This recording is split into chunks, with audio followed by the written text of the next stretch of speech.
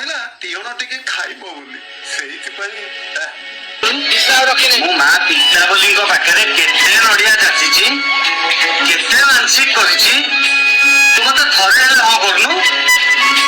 ମୁଁ ତ ପ୍ରେମରେ ପଡିକି କେତେ ଥର ତୋ ବାଡ ଡେଇକି ତୋ ବୋଉଠୁ ମାଡ ଖାଇଛି, ତୁ ମତେ ଥରେ ହେଲେ ହଁଟେ କରୁନୁ।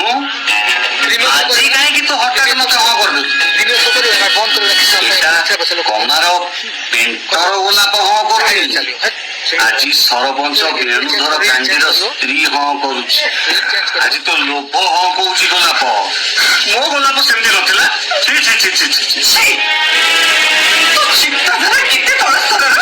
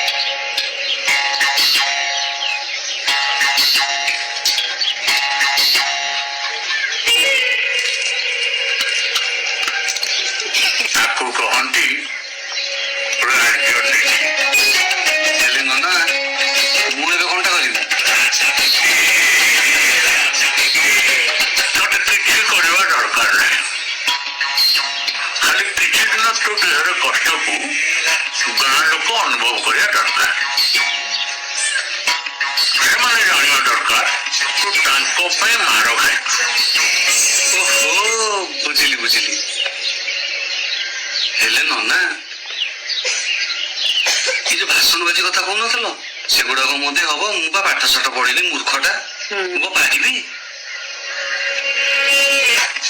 କେମିତି ପାରିବୁ ବେଣ୍ଟ? ତା ବ୍ୟବସ୍ଥା ମୁଁ କରିବି।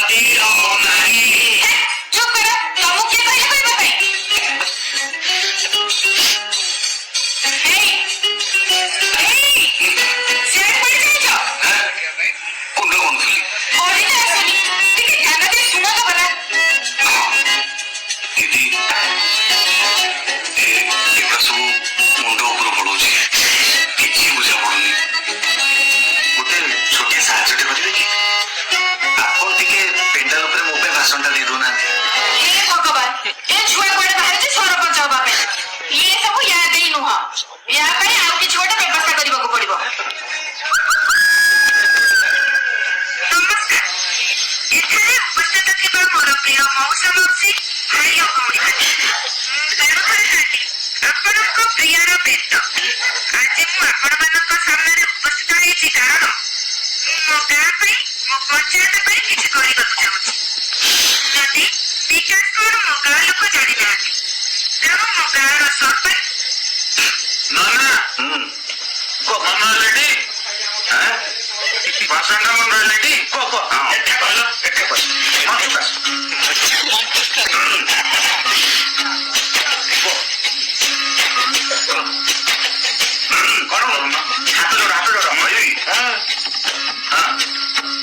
ମୋର ପ୍ରିୟର ଭାଇ ଓ ଭଉଣୀ ମାନେ ମୁଁ ବେଣୁଧର କାଣ୍ଡି ଆପଣଙ୍କ ସାମ୍ନାରେ ତାପରେ ଆପଣଙ୍କ ସାମ୍ନାରେ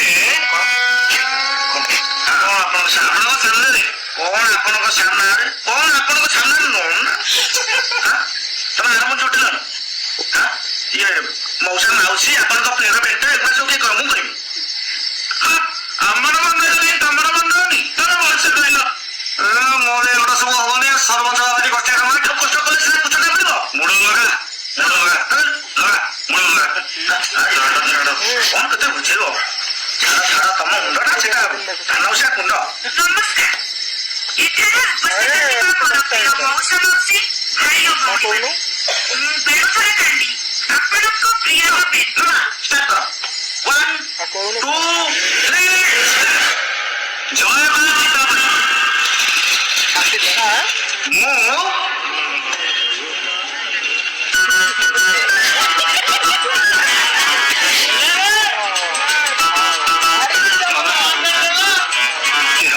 ମୋର କେମିତି କେମିତି ଲାଗୁଛି ଆଉ ହବନି ଏଠି ଥର ବସିଛୁ ସବୁ ଭଲ ହବ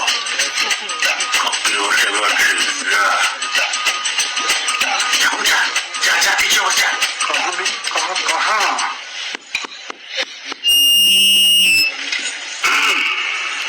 ମୋର ପ୍ରିୟ ନୂଆଗଡ଼ ବାସୀ ମୁଁ ଆପଣଙ୍କର ବେଣୁଧର କାଣ୍ଡି ମାନେ ବେଦ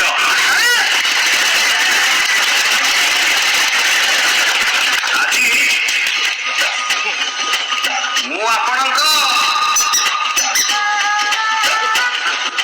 ସମ୍ମୁଖରେ ଉପସ୍ଥିତ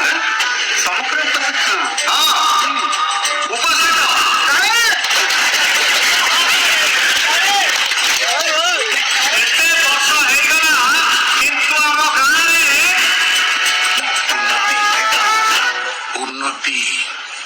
ଉନ୍ନତି ହେଇ ଚାଲିଛି ଆମକୁ ରୋକିବାକୁ ପଡିବ।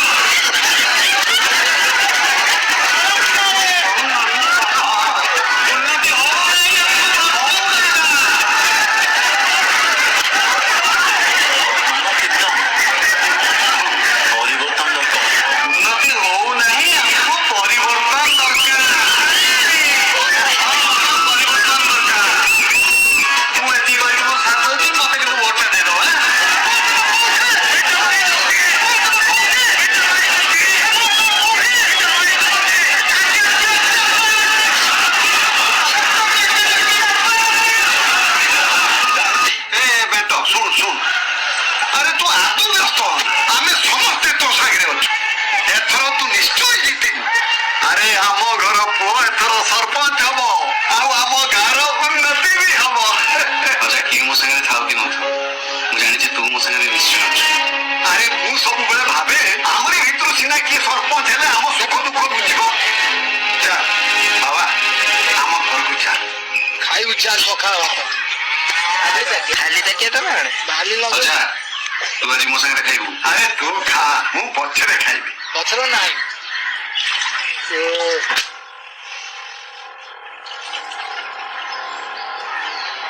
ଅଜା ବେଲରେ ଭାତ କି ଭାତ